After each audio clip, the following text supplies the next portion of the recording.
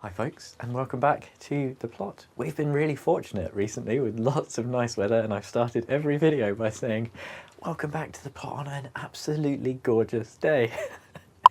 As I arrived today, I've been sprinting through the hailstones to get to the allotment. I'm absolutely soaked through. And when the weather's like this, I think there's really only one thing to do, and that is sowing and some more sowing. The good news is, thankfully, everything is still here on my plot. Nothing's blown away, nothing's fallen down, which is always, touch wood. That's always a very good thing to find. My new greenhouse, I'm still a little bit anxious about. I did as well replace the auto vent cylinder in there, and it's working so much better now. Temperature's a lot more level. And my little greenhouse seems to be working quite nicely. I have to come up twice a day to open this and close this, unless it's a really miserable day like today. And everything, all the cucumbers, tomatoes, and the chilies are still surviving. They're still looking just fine. But to tell you the truth, I've been slacking ever so slightly on some of the sowing, and particularly the potting on. So there's just so many things that you can start sowing kind of in the middle of April. I'm in a super mild climate, so there's going to be loads I'm going to start off today. I'm not going to go too crazy with, cucumbers and courgettes and tender things. But that aside, there's still loads and loads. And there's lots of potting on to do as well. This is my tray of salads, and you can see quite a lot of gaps, and that's where I've been just using old seed, and it's not germinated. So lesson learned. And what I've done is just sown those seed packets, the spinach and the all year round lettuce. I've just sowed those packets in a quarter tray. Just get the whole packet, chuck it in, and if you get 5 or 10% germination, then at least you've got something. What I really want to do is get a lot of this stuff out as well. So half these lettuces I'm going to put out when the weather's not apocalyptic, and the rest are going to go into pots just so they can get a little bit beefier before they go out and they're a bit more pest resistant. The other thing as well is this tray of brassicas, loads of cabbages here, just really need something doing with. What I'm going to do with these is probably just stick half of them out. They're really small, so a lot of them aren't going to survive, a lot of them are going to get eaten by slugs. But we'll give them a go, and then the other half I'm going to just pot up into relatively small pots just so they can put on a little bit of extra growth. You can see a lot of them are kind of turning red or purple, and that's a really good sign that there's not enough food and the plants are just getting a bit stressed. I have been giving these a bit of a liquid feed with seaweed fertilizer, and that's the only reason that they're still going. I think these were sowed quite a long time ago. So it should be a really nice chilled time despite the weather outdoors. I'm going to make loads of progress indoors. There's always, I just love kind of being out in the weather like this, kind of despite it. And I'm going to be sowing a few things that need a slightly warmer climate. So I feel like I'm defying the weather, which is really nice. And we're just going to chill out, sow a few seeds. Hopefully you find the sound of the rain on the glass quite relaxing. If you find it annoying, then apologies. This video isn't going to be for you. There's going to be a lot of it. But first things first, this mix that I've got on the table here, mostly silver grow, but quite a rich mix that I've used for some of my chilies and my cucumbers. It's potting on, so quite a lot of nutrient in here, perlite, vermiculite, that kind of thing. Doesn't really suit seedlings so well, so first thing I'm going to do is use this up and then make up another mix for the actual seedlings. Now, I know I probably shouldn't, but never trust a gardener that says they're not going to sow tender plants too early. It's just impossible. And I've got this quite rich mix which suits some of the hungrier plants, your cucumbers, your squashes. And yes, it's a little early. It is a little early, but we've got the greenhouse, we've got the fleece, so just in case the weather does become really cold, I am going to sow a few of these squashes. We've got some spaghetti squash, really excited. The Marina di Chioggia, we've got some honey nut, butternut squash, tiny little sweet ones. And I might sow a couple more cucumbers. I've got some really healthy looking ones, but just in case they get got, it's always good to have a backup. Now, naturally, it wouldn't be one of my videos without something going wrong. I don't have any plant labels. I've run out. I've got like 6 or 7 plant labels. I'm sure they must be around somewhere. I'm going to have a root around. Maybe they're in the other greenhouse. I've just had a little look. I was really like, I'm going to sow so many things, and some things you can get away without using plant labels, but some things you really do need quite a lot of labels for. Oh, God sake. It's actually incredible, isn't it? You would think that you would not think I'd been gardening for years. I guess it's an easy mistake to make. I brought loads up at the start of the season, you know, I don't know, a packet of 200 or something like that. And they must be somewhere. I can't have used that many. But all I do have is these horrible things. You know, like these bamboo labels you can get. They're really old. They're kind of rotten. Oh, there's a really big gross thing in there. It'll do in a pinch, I guess. For now, I'm just going to use these. Really horrible to write on it. Such a princess, aren't I? But beggars can't be choosers, I suppose, and needs must. We'll try and label a few of these. Oh, they really don't last long because you put them in wet soil. And oh, my greenhouse still isn't watertight. Getting dripped on. But yeah, they just don't last long. They start to rot very quickly. And then they do this. This one hasn't even been in the soil. So, well. It's off to a good start, isn't it? I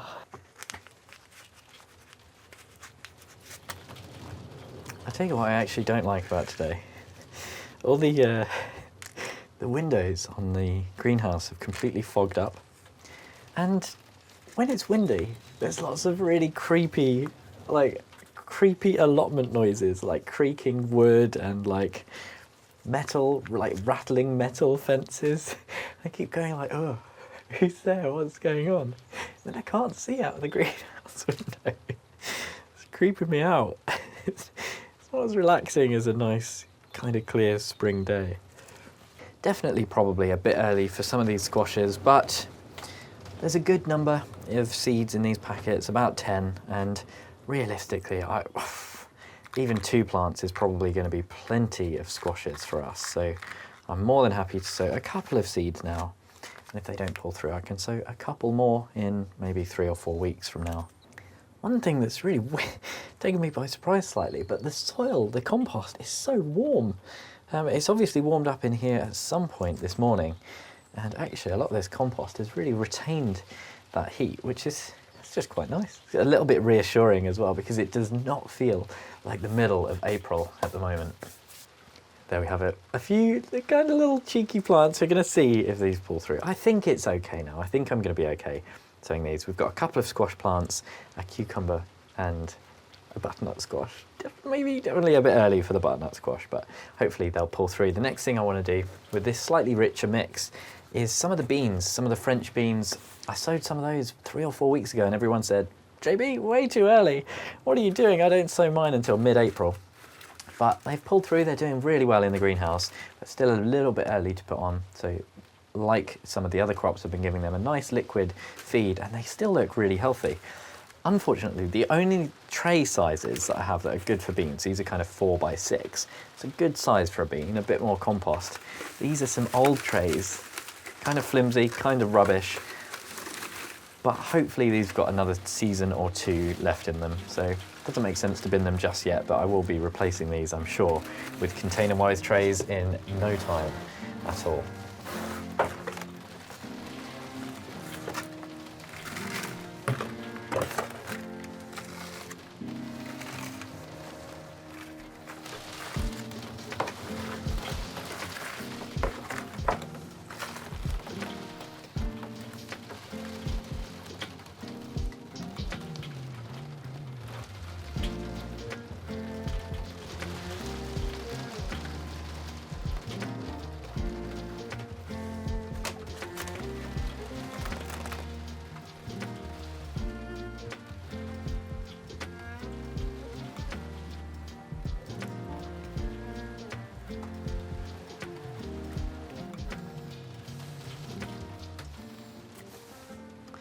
Definitely picked a good day to remember the flask. It's actually quite cozy in here. The sun is just trying to peek through. If it does, I'll be very, very happy.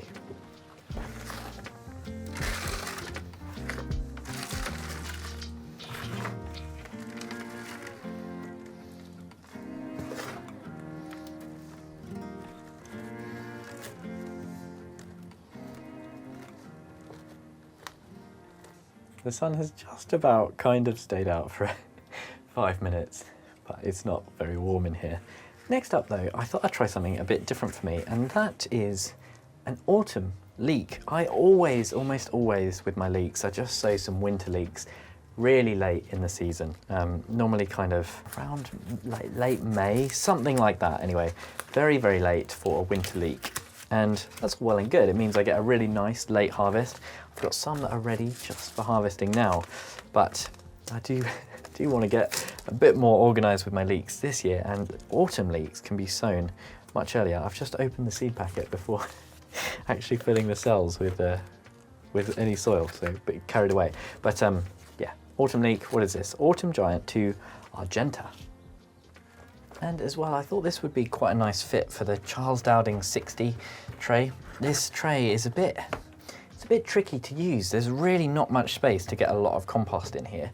And the idea is you really want to get something germinated and then kind of get it out at least, 4 weeks maximum really, from sowing to, or from germination to actually being transplanted in the ground. And we've got a bit more space on the plot this year, so I thought these autumn leeks would be able to go out quite quick. A lot of people really don't go on with them because there's just not much compost. So if you use them wrong, if you try and sow things in here and keep them going for a bit too long, they stall and they don't like it. And I've definitely made that mistake before.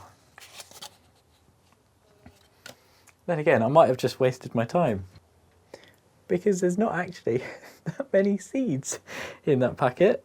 Is there 60? Let's find out, but I might have some wasted cells. Maybe I'll sow some spring onions as well. That's so weird. Why are there so few in here? Maybe it's like a real premium variety. Where does it normally says, oh, seed fill, 50. Oh, is that, let's see, no, I'm not going to count them. That's a bit extra, isn't it? That does not look like 50 seeds to me. I feel like I've been robbed. I think leeks are one of those things that normally you get like thousands in a packet. So there's no way is there 50 here. I've been shortchanged, Thompson & Morgan. There's barely even 25. Unbelievable, isn't it? Oh no, maybe there's like 30. I think there's 30. I didn't even fill half this tray. Oh, I'm outraged. I'm livid. Now, I was thinking that I was going to do spring onions in here, but I just won't be able to differentiate them. I've got loads of spring onions on the go already. So what I'm actually going to do is try and use this for some salads, because A, it will be very clear what is the salad and what is a leek, so I can take them apart very easily. But the other thing is, I think salad is quite well suited to these 60 trays. It's starting to warm up now. The salad should get going really quick, and as soon as it's got a couple of true leaves on, I can put it out, and fingers crossed, won't immediately get slugged. We'll see. And here we have one little tray of excitement. I've just labelled this leek and lettuce, and I realised as I was sowing the lettuce, leek seeds are like basically invisible, tiny little dark things. Against black compost, they're invisible. So I'm pretty sure there's going to be some cells that have got both leeks and lettuce. Whoops, good idea to check how, I just dropped a load of soil in my tea. Not my day. But yeah, just a nice reminder to always check your seed pack. I just assume there's always hundreds of seeds in a packet. The other thing with the Charles Dowding trays is because they're so small, they dry out really easily. So you do just have to make sure you're on top of it. Well, there we go. Now it's time, I think, to actually get potting on some of those brassicas. And for this one, I'm just going to use a bit of well-rotted manure as well. I think the brassicas are quite strong growing. These are cabbages, spring cabbages. They can take a little bit, and the well-rotted manure mixed in with this silver grey should just give them a nice little bit of feed to give them a little bit of longevity. I don't want them to be in these pots too long. This is kind of, well, it's kind of not how to do it really. These have definitely been in too long, so I want to keep them moving. You don't want to keep them root bound and stuck for too long. Let's just have a little look how they look. Pretty good. That's not actually too bad, Okay, it's definitely root bound, but not crazy. I've seen worse. I've seen worse in my time.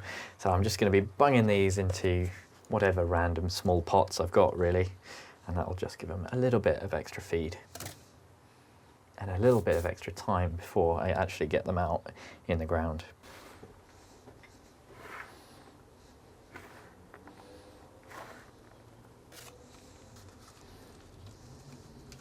I can see as well that these were planted with, I think, a 50-50 mix of New Horizon and Silvergrow.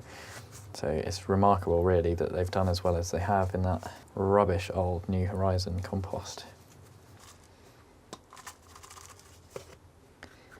One thing that maybe is just worth mentioning is that you should note that a lot of these kind of trays, they're kind of tapered downwards, which is great when it comes to plopping these in the ground, because if you've got a big dibber, then oh, that sounds a bit rude.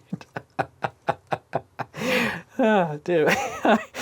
Okay, well, you know, if you're using a dibber, normally you just pop that into the ground and it creates a nice shape. It corresponds. Oh, for goodness sake, filthy mind. But, okay, God, I'm falling apart. The point I'm trying to make is that when it comes to potting these up, if you're doing that, you really want to make sure that you get a little bit of compost in and then push it down so that the soil kind of conforms to that taper. Otherwise, you just end up with a big air gap next to the roots and you're just wasting a lot of the pot and the plant won't grow as well. We got there eventually, didn't we? Good Lord. Worth mentioning as well, I am, if there are 3 or 4 in here, just culling off the weakest one so that I'm left with a maximum of 2.